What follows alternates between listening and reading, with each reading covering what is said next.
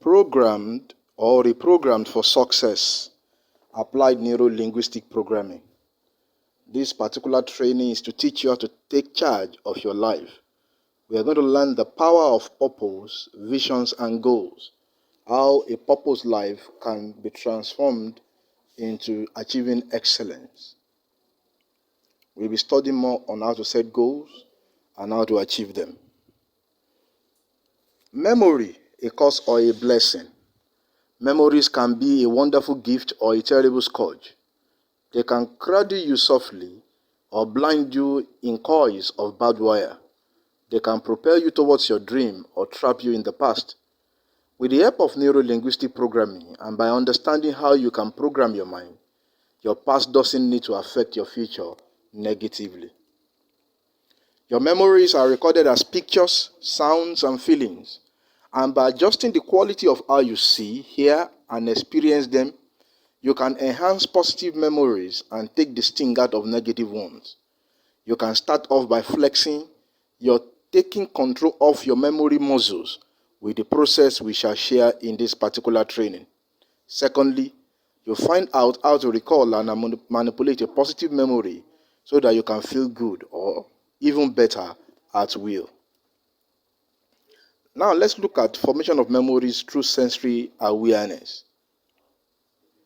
How what you believe normally affect what you see. You see it because you believe it. Imagine that you are among a group of people who witness a robbery. The chances are that everyone gives the police a different account of the robbery. This situation arises because people receive the data that create their reality through their five senses. I mean the visual, that is eye, auditory, ears, kinesthetic. We are combining the touch here, then gustatory, that is taste, and the last one, olfactory, which is smell.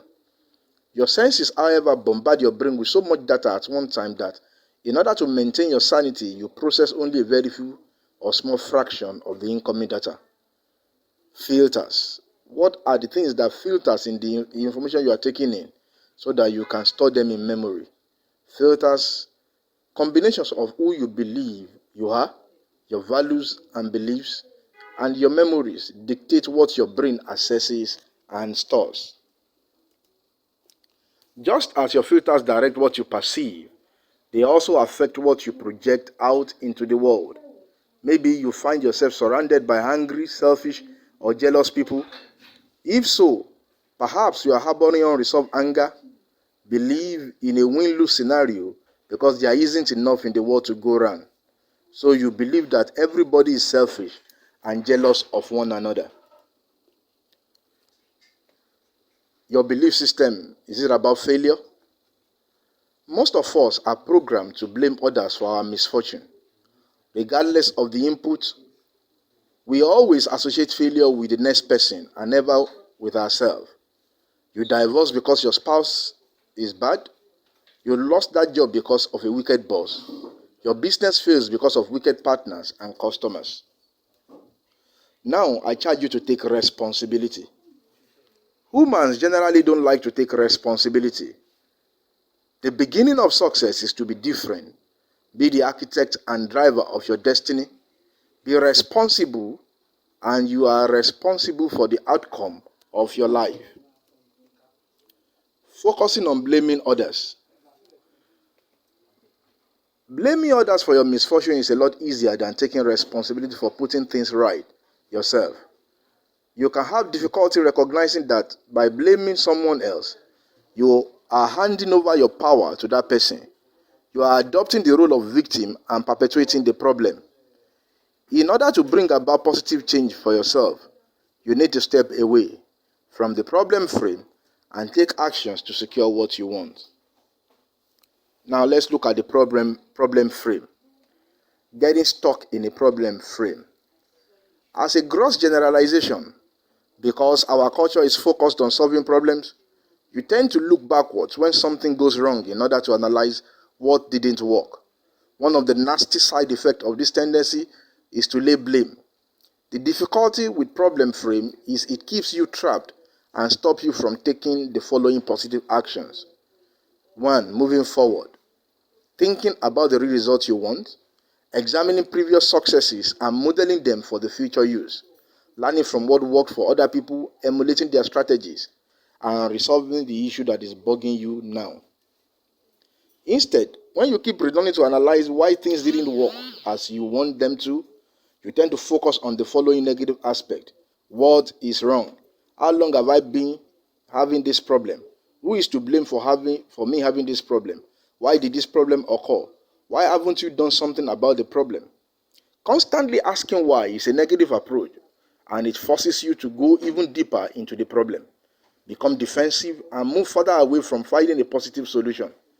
A more constructive approach is to ask what you hope to achieve by doing something, or what your purpose was behind doing something. Now, from the problem frame, we can shift into the outcome frame, and that is the path to excellence. Your brain is a learning machine that needs to be kept occupied. If it isn't, it can start to dwell on the negative and get you into all kinds of trouble. As a human being, you need to use all your ingenuity to direct your brain towards helping you to achieve your goals. If you can create a compelling, irresistible future, your brain helps to align your behavior in a way that moves you towards your desired outcome quickly and easily. The first step is working out what you really want. Now, knowing what you want.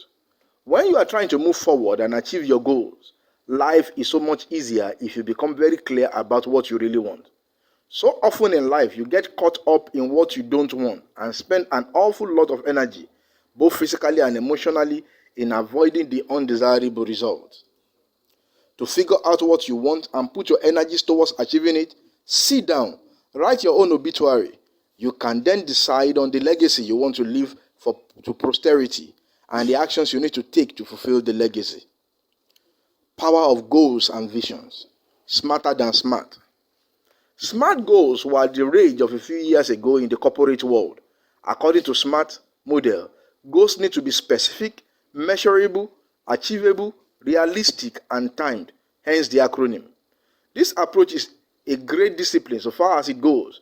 Neuro linguistic programming, however, allows a better way forward by adding sensory specific information, which can help you modify your behavior or seek help in form of extra resources, including guides and mentors. Neuro-linguistic programming makes SMART goals even smarter by helping you work out what you want using the well-informed outcome process.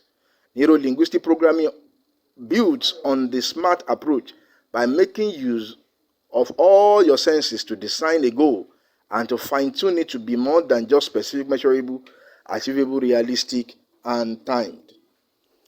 When your desired outcome meets the following criteria, neuro-linguistic programming says that it satisfies the well-informed conditions.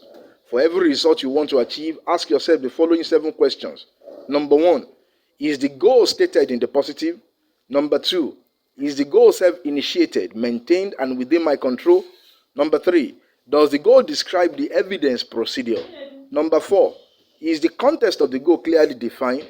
Number 5, does the goal identify the necessary resources? Number 6, have I evaluated whether the goal is ecological? Number 7, does the goal identify the first step I need to take? The following sections will explain these points in more details. Let's go into the sections now. 1, is the goal stated in the positive? Therefore, when you find yourself saying, I don't want, ask yourself, instead, what do I want? That means here we are talking about the goal must be specific and measurable and must be stated in the positive. For example, instead of saying, I don't want to be poor, state that I would like to be wealthy. Because we have been taught when we are looking at the theory of the mind that our subconscious mind does not process negative. When you say, I don't want to be poor, the subconscious mind don't see the word don't. What it sees is poor. And so it's going to help you to make sure you are binded in poor habits until poverty surrounds you totally. But when you state your goals in the positive, you are engaging the power of your subconscious mind to help you achieve your desire. And you have to be specific about your goal and it must be measurable. For example, like you said you want to be wealthy, why don't you say, I would like to make 1 million naira every year as my income. Now you are what? You are specific about the form of wealth we want, which is money, and it's measurable to be 1 million naira. Number two, is the goal self-initiated, maintained, and within my control? We now say in the SMART model, is it attainable? Ask yourself this question: am I doing this for myself or someone else? Does the outcome rely solely on me? It's like a husband. What you are doing, are you doing it because of your nagging wife? Or as a child, are you studying medicine or law because your parents said you should study it? The question must be, it must be what you want, not what somebody wants for you. Then, do you have the necessary resources within you, or you are banking on the resources of other people? Are you trying to build a business based on the resources of your spouse? Are you trying to build a business based on the resources of your friend? Do you have the total resources to achieve your intended outcome? You must be thinking this way so that your goal can be attainable. Number three, does the goal describe the evidence procedure? The goal you are setting, is it vague or realistic? Here are some extremely important questions that you can help to identify goals that are too vague or when you are unclear of the outcome. You must ask, how do I know that I'm getting the desired outcome? What will I be doing when I get it? And what will I see and hear when I have it? If you are expecting 1 million naira per month or per year, you must know that at the end of the month, when you receive the alert in your account, the sound of that alert is enough to make you know that what you are achieving your goal. You are setting your time when you will see a lot of 1 million naira in your account. Then it is realistic. It is not just a vague something that you cannot pinpoint when it occurs. Number four, is the context of the goal clearly defined? Ask yourself, where, when, how, with whom do I want to achieve my goal? This question is very good in helping you fine-tune what you want by eliminating what you don't want. When actually brings the time frame in. When do I set to achieve this goal? Are you going to become a millionaire by earning 1 million in a year or in a month, in 1 year, in 2 years, in 3 years? Your goal must be timed. It must be clearly defined to where, when, and how, and with whom the goal will be achieved. Number five, does the goal identify necessary resources?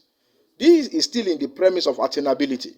The question below helps you identify what you need by way of people, knowledge, and so on to satisfy your outcome. They enable you to draw on possible past experiences when you previously made use of resources that may prove useful in the current exercise. So you have to check within and outside yourself, what do I have to achieve this? Can I buy or employ or gather these resources? Can I loan them? You must know what you need to achieve your desired outcome. That is, you must know what you need to input. Do you have them to get the desired output? Number six, have I evaluated whether the goal is ecological? Is it within my ecologic zone? You have to know that whether the goal, does it impact society positively? Is it needed by the society, what I want to achieve? Is it kingdom driven? That is, does it give me the opportunity to rule over my life? Is it in tune with my life vision and mission statement? We are simply asking questions to make sure that the outcome of this goal fits within all the aspects of your life. Number seven, does the goal identify the first step I need to take? For you to turn your dream into concrete reality or your goals into reality, you have to take the first vital step, because without it, you may not build up sufficient momentum to take the next step, then the next step. So you must be able to identify the first step you are going to take towards achieving your goal. Now, we look at this model, another model called the 4-point formula success. The 4-point formula success helps us in things we need to do to be able to achieve our goal or become successful. This formula can be equally effectively applied to long-term, lifetime goal and short-term ones. Hitting a target is much easier when it is clearly defined and feasible. To hit the target, follow these 4 steps. Number 1, know your outcome. Specifying precisely what you want is vital. You can use the outcome frame to fine-tune your desired outcome and satisfy the well-formed outcome. Number 2, take action. Unless you take the first step and then the following ones, nothing is going to happen to help you move towards your outcome, no matter how clearly you define it. So action is actually the action word towards achieving your goal. Number 3, develop sensory awareness. If you have the awareness to see, hear, feel what isn't working, you can modify your behavior to steer you towards the desired outcome.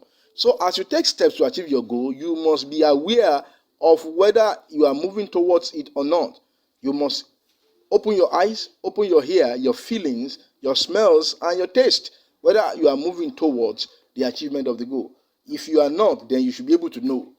And when you know that you are not, then take the fourth step. Maintain behavioral flexibility. That is, if what you are doing is not working, then try out another thing. The simple definition of madness or stupidity is to keep doing the same thing all over the time, expecting a different outcome. This step ties in beautifully with the following neuro-linguistic presupposition. In interacting between people, the person with the most flexibility of behavior can control the interaction. Or more directly, if it ain't working, do something different. If you always do what you've always done, you always get what you have always got. Now, finally, in this training, I want us to look at the spinning wheel of life, choosing your goal areas in health, wealth, and relationship.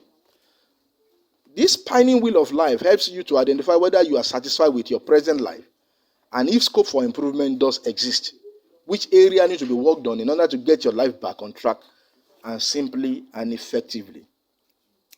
Typically, people normally select different labels for different areas of their life, like work, career. This can include working within your home, also your finances and money, friends and family, relationships, personal growth and learning, fun and recreation, spirituality, and physical environment. That is, you look at your life and you put them into departments and sections, and you try to see this level of satisfaction you have, maybe with your finance, with your relationship, with your family members, with your spirituality, with your health. You put all these things together and form a spinning wheel with them. Taking the center of the wheel as 0 and the outer edge as 10, rank the different departments of your life with the level of satisfaction you have in those areas. You can say health is 7, finances is 6, relationship is 2. You just rate each segment in that cycle of your life. Actually, the ideal situation is that you should have 10, but we know in reality that is not possible. In a normal life, expecting to score perfect 10s for everything all the time is unrealistic. Life just isn't like that. When you are working hard, another aspect of your life may be slipping down the agenda. If you have been spending lots of time doing up your home, for example, you're unlikely to have enough time to socialize with friends. Or if you have been studying for exam, your exercise routine may have flown out of the window. Now, by noticing those areas of your life where you have not been happy with this course, you have an opportunity to set yourself a well-informed outcome or goal to address that area. Do you, for example, want to pay off your credit cards and get your finances in good shape? Or you want to join an online dating agency to get more romance back into your life? As you focus on what you want, you take charge of your life rather than simply reacting to what comes to you in life. If you apply these principles of neuro-linguistic programming to our life, we find out that we can actually focus on and attain on to success, and then we can also be happy. Thank you, and God bless you for listening.